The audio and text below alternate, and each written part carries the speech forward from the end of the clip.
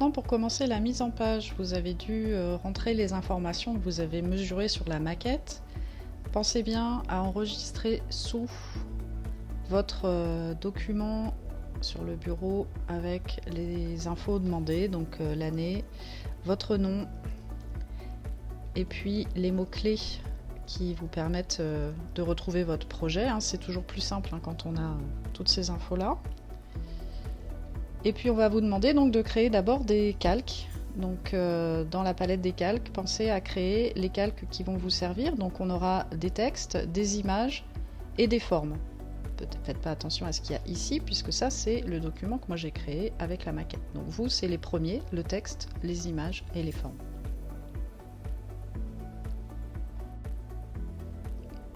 Vous allez également créer votre nuancier. Donc le nuancier, vous devez supprimer toutes les couleurs qui ne vous serviront pas. Moi j'en ai quelques-unes en plus, celle-ci j'en ai pas besoin par exemple. Hop. Qui sont là pour ma maquette encore une fois. Donc les couleurs qui doivent rester dans votre nuancier sont les couleurs qui sont demandées pour la mise en page et uniquement ces couleurs-là.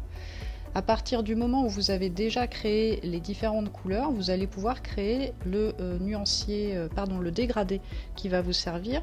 Je vous rappelle que vous passez par le petit menu ici de la palette et vous demandez nouveau dégradé. Et vous voyez ici le dégradé que nous avons besoin de créer doit être linéaire et il est question à chaque fois que vous cliquez sur un petit carré de rentrer les valeurs des couleurs. Alors vous pouvez aller les chercher directement ces couleurs dans le nuancier lorsque vous les avez créées. Elles sont là, elles sont disponibles. Donc c'est plus intéressant de faire d'abord les couleurs avant de créer votre dégradé. Voilà, et vous avez aussi les emplacements de ces couleurs qui doivent être renseignés. Et puis les petits taquets qui sont ici, tous réglés à 50%. Mais pensez bien à positionner vos couleurs. Donc la première elle est à 30%. Pas la première, la deuxième elle est à 30% et la troisième à 70%. Voilà.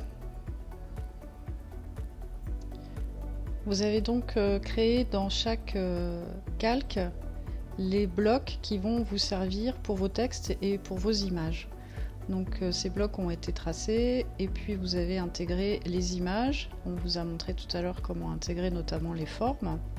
Changer les couleurs aussi de ces images comme celle des logos. Donc faites attention de bien utiliser vos calques. Et puis pour le texte, si vous n'avez pas la police activée, la police qui est demandée, eh bien vous pouvez bien sûr l'activer directement depuis la palette caractères ici. Donc lorsque vous êtes dans votre champ de police, vérifiez bien que la police de caractère est activée. Si ce n'est pas le cas, vous la demandez.